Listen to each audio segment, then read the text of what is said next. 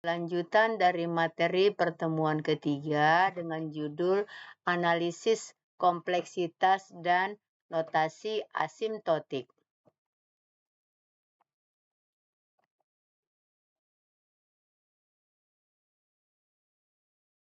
Di sini ada sebuah algoritma yang tertulis secara PC2 code, yaitu algoritma linear search.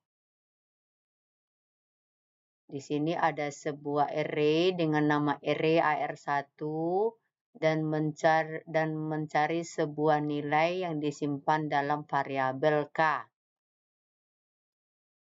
Adapun langkah-langkahnya yang pertama, algoritma memeriksa elemen satu per satu dari indeks 0 sampai n-1. Karena kita mulai indeksnya dari 0, maka sampainya juga n-1.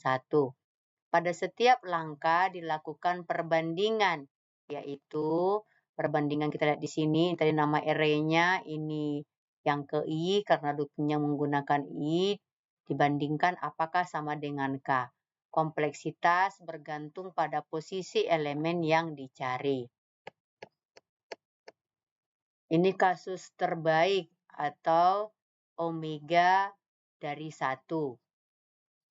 Elemen yang dicari berada di indeks pertama.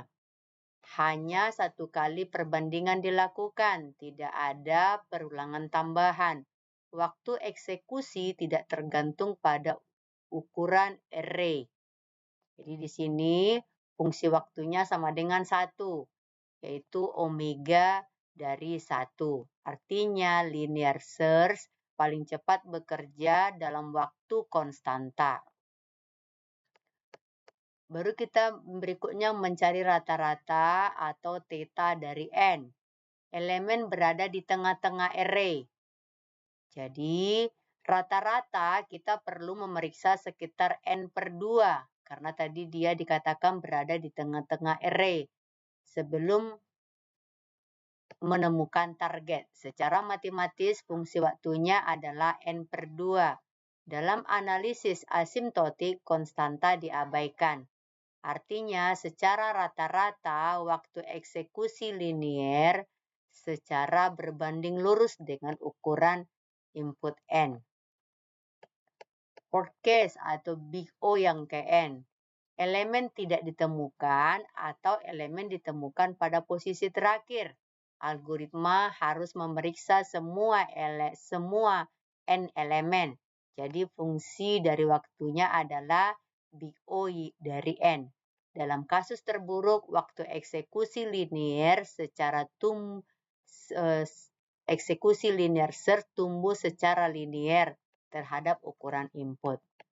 Di sini ada tabel ringkasannya dibuat. Tadi base case-nya omega dari 1, artinya elemen yang pertama langsung ditemukan. Kalau mencari rata-rata, yaitu kalau dia di tengah, berarti dia N/2. Kasus terburuknya adalah mungkin dia tidak ada di dalam array itu atau di elemen yang terakhir.